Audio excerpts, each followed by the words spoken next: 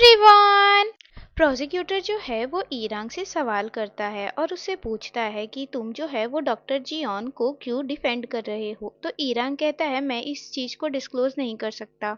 और इधर नायोन भी चीफ के घर जाती है और बताती है कि ईरान को अरेस्ट किया गया है और वो उससे सवाल करती है आपकी वाइफ किस तरह की प्रॉब्लम है, पर चीफ उसे नहीं बताता और कहता है ये मेरा प्राइवेट मैटर है। देन वो उससे सवाल करती है कि डॉक्टर जियोन जो है वो रिसर्च को छोड़ना चाहते थे, इस मामले में आप क्या कहेंगे। तो चीफ बताता है कि जब मेरी बेटी हाई स्कूल में थी तभी मेरी वाइफ बीमार हुई थी और उसकी बीमारी के बारे में कुछ नहीं पता चल रहा था, यहाँ तक कि डॉक्टर भी कुछ नहीं बता पा रहे थे। हमारे लिए ये बहुत वर्स कंडीशन होते जा रही थी। तब मैंने डिसाइड किया कि मैं एक साइंटिस्ट हूँ, मैं इसके बारे में खुद पता लगाऊंगा। मैंने बहुत सारे रिसर्च किए पर मुझे कुछ नहीं पता चला, मैं बार बार फेल हो रहा था, हर बार मेरे रिजल्ट्स निगेटिव ही आते थे। तब मैंने डिसाइड किया कि मुझे कोई मुझसे बेस्ट चाहिए। और इधर फोरेंसिक रिपोर्ट में ये आता है कि जो डॉक्टर जियोन की बॉडी थी वो डेथ के टाइम पर उसकी बॉडी में ईरान के कोई भी फिंगरप्रिंट्स नहीं। फिंगरप्रिंट्स के मुताबिक उसने ही बॉडी को डिस्कवर किया है, इस बिना पर उसे रिलीज कर दिया जाता है। उसकी मॉम, फादर और बोंगसू भी उससे मिलने के लिए आते हैं और उससे उसका हालचाल पूछते हैं कि तुम ठीक तो हो। देन वो लोग उसे पैम्पर करते हैं ताकि वो सैड ना हो। उसके बाद ईरान की मॉम गुस्से से भर जाती है और वो ईरान के लॉ फर्म में आती है और सारे पेपर्स को हटाने लगती है और कहती है कि मैं तुम्हें अब ये काम नहीं करने दूंगी, ये बहुत डेंजरस है, तुम्हारे साथ कुछ हो गया तो। ईरान समझाते हुए ये कहता है कि मॉम मुझे ये काम करना बहुत पसंद है। तो ईरान की मॉम कहती है अगर तुम्हें कुछ हो गया तो। ईरान समझाते हुए कहता है कि मॉम मुझे गांगपुंग और सुआ के केस को सॉल्व करके बहुत अच्छा मिला, ये सेटिस्फेक्शन कुछ अलग ही लेवल का था। मैं चाहता हूँ कि उन सोल्स की मैं मदद करूँ, अगर मैंने भी ये करना छोड़ दिया तो उनकी कौन सुनेगा। देन वो अपनी मॉम को प्रॉमिस करता है कि अब आगे से अगर कुछ भी ऐसा बुरा हुआ तो मैं खुद ये सारे पेपर्स को जला दूंगा। मॉम कहती है बी केयरफुल। देन वहां पर डॉक्टर जियोन आता है और वो ईरान से माफी मांगता है और कहता है कि मुझे माफ कर दो। ईरान कहता है कोई बात नहीं और उससे कहता है कि हम आगे केस पे काम करेंगे। नायोन जो है वो प्रोसिक्यूटर से मिलने के लिए जाती है और उससे कहती है कि मुझे एक फेवर चाहिए और उससे केस रिलेटेड सारे पेपर्स को मांगती है। देन जो ईरांग है वो किमसू से मिलने के लिए जाता है और उसे बताता है कि डॉक्टर जियोन की बॉडी मिल गई है और वो सच में मर चुका है। इस बात को सुनते ही किमसू रोने लगती है। बगल में डॉक्टर जियोन का घोस्ट जो है वो ईरान की बॉडी में घुस जाता है और किमसू से कहता है कि मैं तुम्हारा जियोन बोल रहा हूँ। किमसू कहती है ये क्या बकवास कर रहे हो। तब वो बताता है कि उसने फर्स्ट किस कब किया था और वो बताता है कि मैं जियोन का घोस्ट हूँ,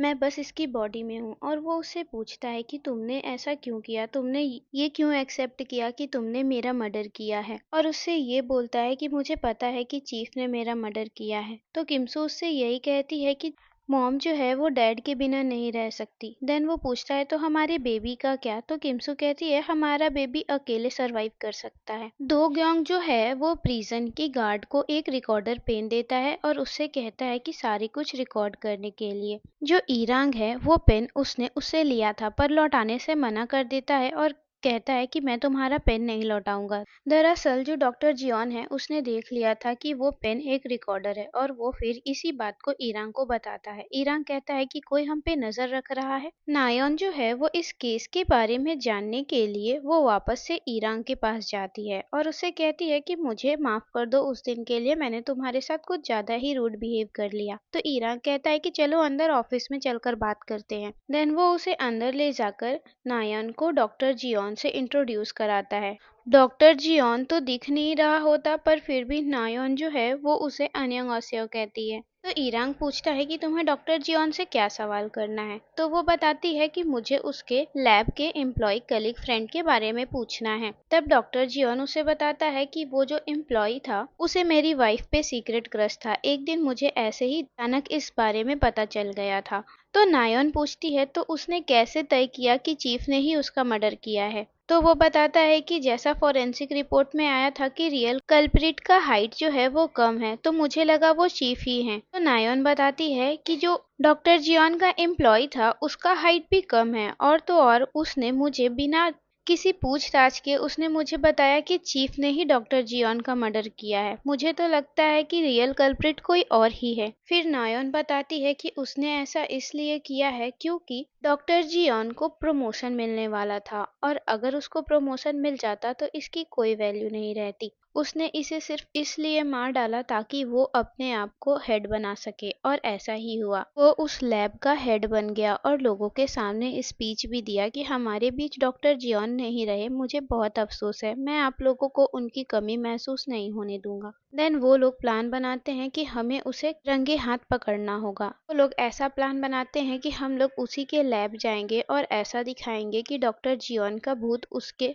लैब में घुस गया है और नायोन जो है उसे कोई बहाना लगाकर लेकर आएगी। ऐसा ही होता है, ये लोग सारी तैयारी करके रेडी रहते हैं और नायोन उसे लेकर आती है। जैसे ही वो अंदर आता है, ईरांग जो है वो बहकी बहकी बातें करने लगता है और कहता है कि तुमसे डॉक्टर जियोन बदला लेने के लिए आया है। वो एम्प्लॉय कहने लगता है ये क्या बकवास कर रहे हो, और वो एक्सेप्ट कर लेता है कि उसने ही डॉक्टर जियोन का मर्डर किया है। डॉक्टर जियोन इस बात को सुनते ही ईरान की बॉडी में घुस जाता है और उसे कहने लगता है कि तुमने ऐसा क्यों किया, मैं तुम्हें अपनी दोस्त से बढ़कर मानता था। तभी बोंगसू एक गड़बड़ कर देता है और लैब में आग लग जाती है। जैसे ही लैब में आग लगती है, वाटर शावर होने लगता है और ईरान की बॉडी से डॉक्टर जियोन का भूत निकल जाता है। जो एम्प्लॉय है वो समझ जाता है कि इन लोगों ने यहाँ पर नाटक रचा रखा है उसको पकड़ने के लिए। तभी वो भागने लगता है तो बाहर से नायोन आती है और सारे जानवरों को जिसने उसे कैद करके रखा था उसे खोल देता है और वो सारे आकर झपट पड़ते हैं। तभी चिल्लाकर नायोन से ईरान चिल्लाता है, थैंक यू नायोन। फिर उस एम्प्लॉय को पकड़ लिया जाता है और किमसू को वापस रिहा कर दिया जाता है। ईरांग जो है उन लोगों को विजिट करने के लिए जाता है तो डॉक्टर जियोन जो है वो ईरांग की बॉडी में घुस जाता है और फिर वो अपना रिसर्च कंप्लीट करता है और किमसू की मॉम के लिए दवा ढूंढ लेता है।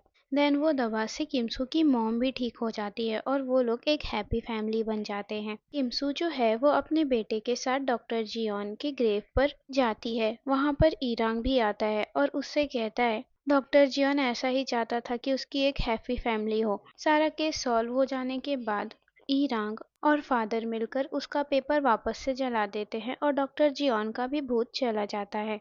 देन ईरान के भी घर में सब कुछ अच्छा हो जाता है। इस बार नायोन ने अपना केस जीत लिया, उसने सही शक किया था और उसकी जीत हुई और वो अपने डायरी में लिखती है। दो ग्योंग अपने असिस्टेंट से रिकॉर्डर को मंगवाता है। देन वो सुनता है तो उसमें कुछ अजीब सा गाना गाया हुआ होता है। ऐसा ईरांग ने किया था। इसको सुनकर वो हंसने लगता है और कहता है, ईरांग मैं तुम्हें छोड़ूंगा नहीं। देन ईरांग जो है वो अपने ऑफिस में होता है, तभी उसे चक्कर सा आता है और उसे लगता है कि फिर से कोई घोस्ट आया है, पर हमें कोई घोस्ट नजर नहीं आता। और यहीं पे एपिसोड खत्म हो जाती है। गाइस, अगर आपको मेरी एक्सप्लेनेशन पसंद आई तो वीडियो को लाइक और चैनल को सब्सक्राइब करना ना भूलें। मिलते हैं नेक्स्ट वीडियो में, तब तक के लिए बाय बाय।